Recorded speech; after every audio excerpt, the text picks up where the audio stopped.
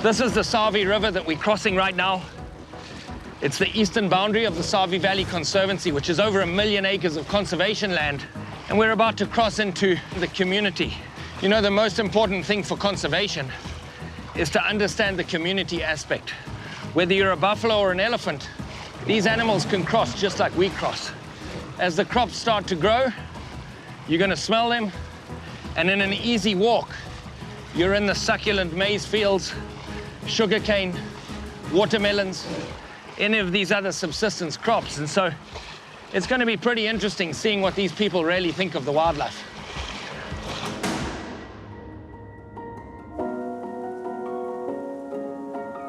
And as we come out of this river, literally within 10 yards of the eastern riverbank, look at this. Here, as far as the eye can see, you've just got fields of corn. It's unbelievable.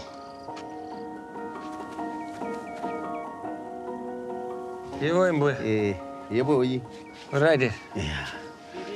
Oh, good. Munofunga ine nyaya nzou. Munodzifarira here kana kuti munofunga chini nyaya nzou? Hatitodzidi.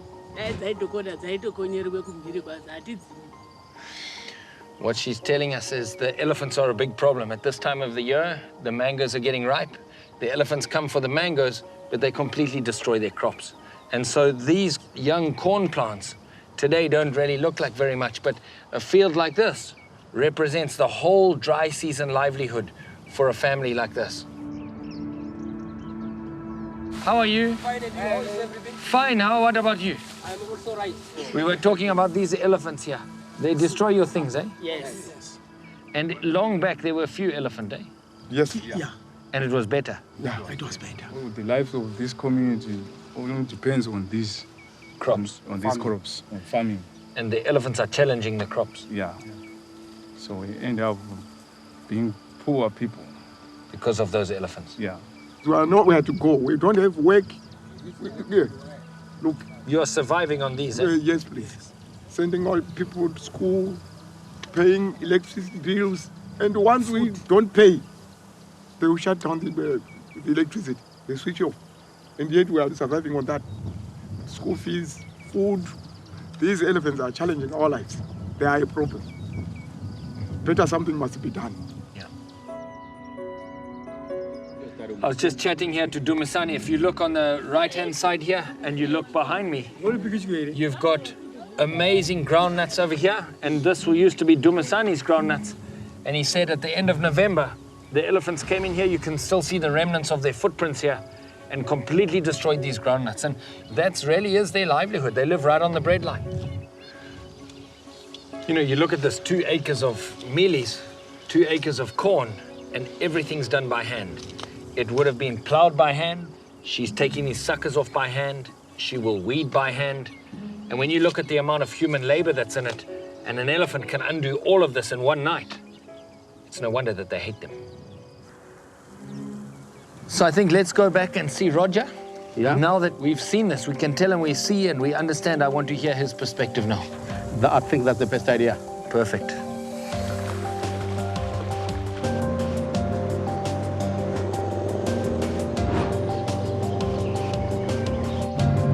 Well, here we go.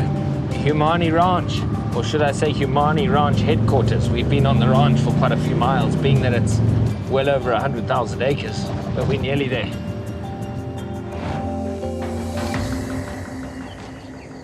I had a vision, you know. Humani always had game, we always looked after them. But we needed something big to attract people. Yeah. We had a herd of 60 elephants here on Humani, and I said, let's go and see parks and get permit to move these elephants. It had never been done before. So no one had ever caught and moved elephants yet? Nobody had ever done it. So we went and got a permit, and that resulted in approximately 500 elephants moving here. Wow. We're passionate about the wildlife, we're passionate about our home, and we believe we've got a chance here and we're going to try and make a difference. I'm told there's between 2,000 and 3,000 elephant on the property today. The carrying capacity of the Conservancy is about 1,500. Yeah. So we have 1,000 elephants too many. You know, we need to reduce the numbers here. We've got a new idea. What we're doing is we're collaring some of these young bulls so we can see where they move, what they're getting up to. And maybe this will help, you know, to be able to deter them. When we see them going near the boundaries, we can fire shots over them and return them inside. Whereabouts? Are you just going to collar them here on Humani, or how's that going to work?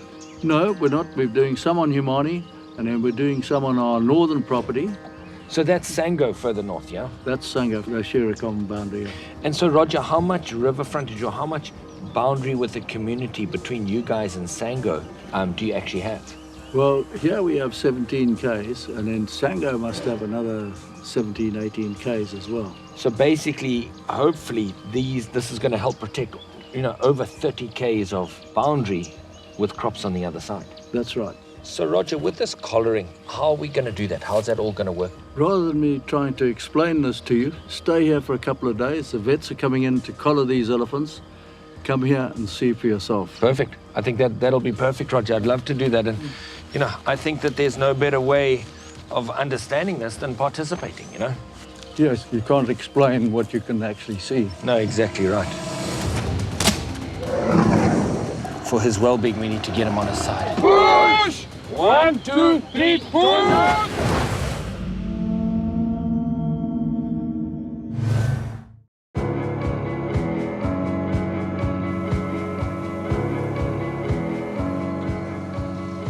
Well, Josh is just preparing the dart. It's actually a cocktail that we're going to use to put this elephant down, and based on the fact that we don't have a helicopter here because we didn't want to have the extra disturbance, we're going to really have to be on our toes.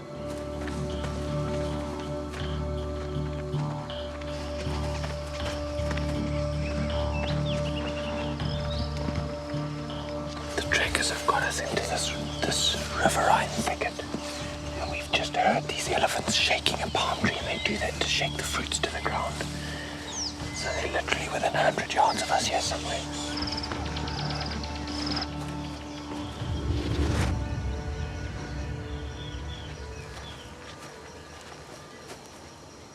So we've got these elephants visual. They're about 30 yards away from us. The problem is they're in such thick bush. We can't really get a clear access to them. What you want to try and do with darting is to be able to dart them without them even knowing you're there, because then there's no adrenaline in their system. They often don't go very far.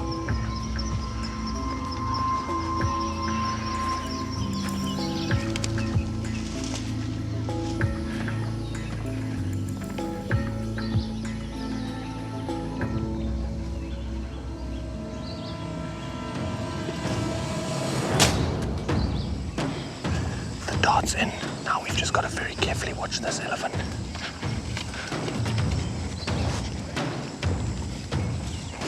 There's a lot of stress on Josh's shoulders right now because we have to make sure that we're not so close that we chase the elephant.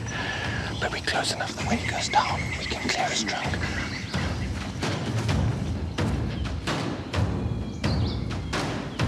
He's down.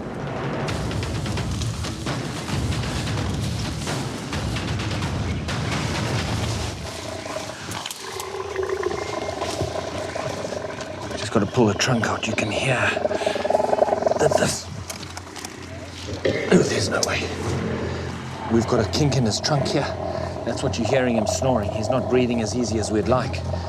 And we want these guys to come back so that they can help us push him over. What we've got to do now is actually push this elephant over.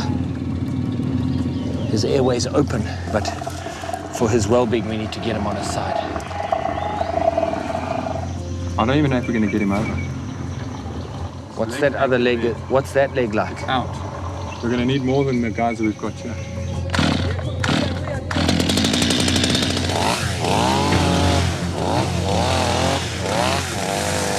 Now, guys, let's leave his trunk because he's breathing. Let's just get him over. Come and help me here, please. So this elephant has fallen in a tough position, and the way his legs are, with an animal this big, if you keep him down like this for too long, he's going to get pins and needles, the blood's going to get cut off from his legs, and he won't be able to get up. And obviously, if he can't get up, that's the end of him. So we're still a long way from being out of the woods. Josh is actually cutting with a chainsaw to open up some place, and then we're going to get some more people and actually try and pull him over.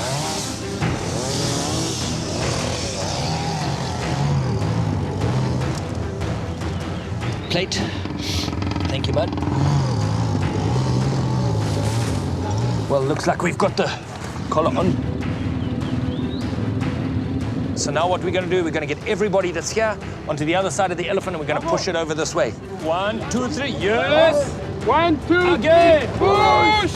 1, 2, 3, Again! push! No ways. It's not even... it's not budget. You know, the manpower's not working at this stage. We're too far off a road to get a cruiser in. So we may have to just forfeit and actually just wake him up, because the welfare of the elephant has to come first with all of this stuff. Well, there's the antidote going in. He's going to stand up really, really quickly.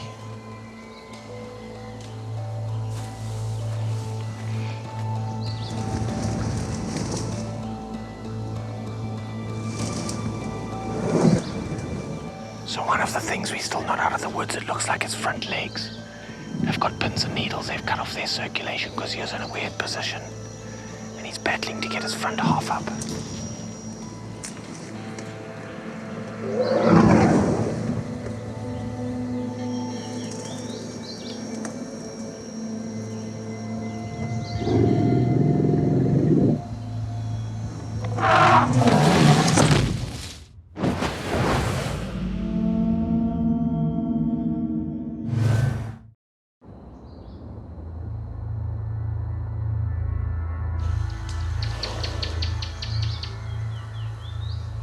This elephant, when he first went down, he went down in a weird position.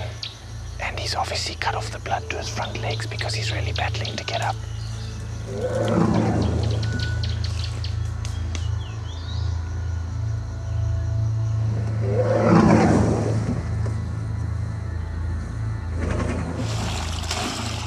Right, it's nice.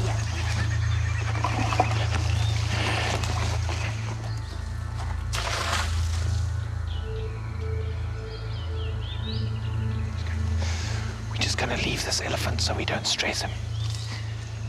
And that way, hopefully, he'll get to just quietly stand up in his own time.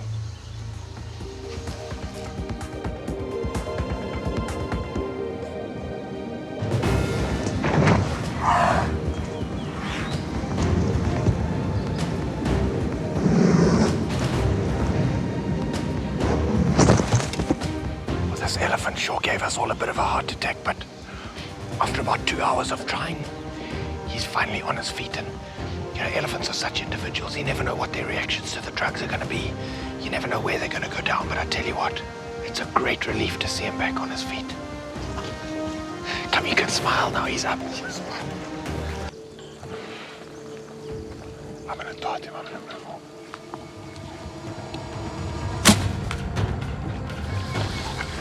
Gone that way. You went that way.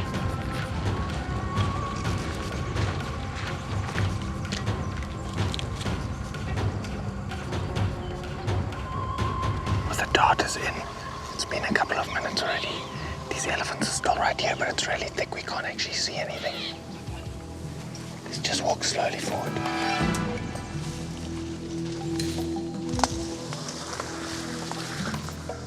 Now the stakes are really high, it's hot. This elephant's run off. The trackers are on what we think is the correct track. We've already had about 4 minutes. Another 5 minutes and we're going to start getting into the situation where the elephant's down. We just have to make sure we find it.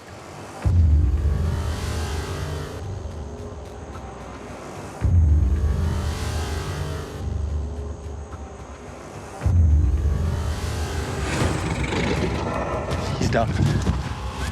He has taken in some water because his trunk was actually in the water by the time he fell asleep.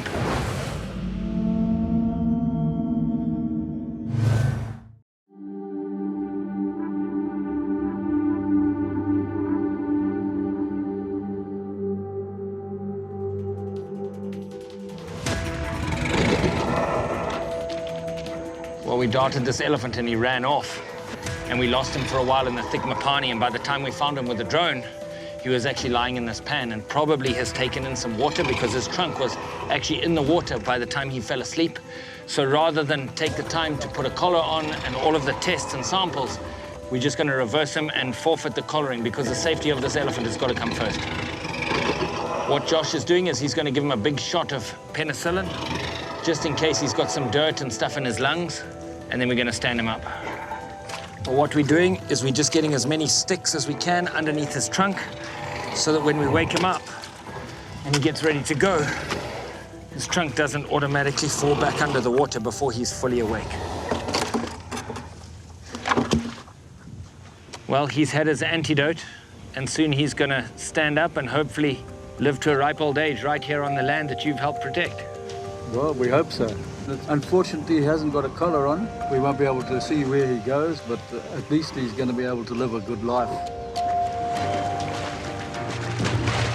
Most important thing, first and foremost, ahead of everything, is the welfare of this elephant. We've got game scouts out there actually looking for elephants at the moment, so we're going to start looking for another one. Will you lead us in, and then we'll just keep out the wind and we'll be fine.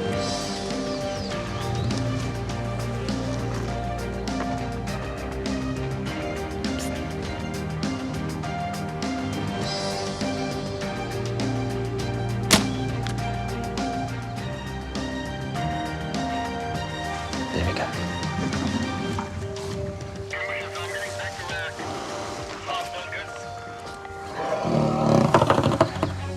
So what these ladies are going to actually do is they're going to take some blood samples so they can get a genetic profile and a disease profile, as well as the fact that they're going to use some very interesting technology. This is the kind of thing that truly is going to keep the species alive into the coming generations. They're actually going to be taking a sperm sample, and that sperm sample is going to get frozen in a vault, so that if ever this elephant population becomes an island, if ever the growing human population results in this elephant population being under threat, they've got a whole vault of different sperm frozen in a sperm bank and ready to be deployed to maintain the genetic diversity of any population actually in Africa.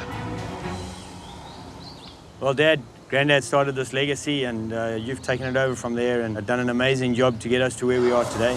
And just hopefully someone like James will come back and continue this whole Whittle legacy here in the Conservancy on Humani. And just with the modern technology, just try and really promote and try and do as much as we can for these elephants. Yes, and I wonder what will happen in the next few years, what the technology will advance to. We don't know what they'll have in 10 years' time.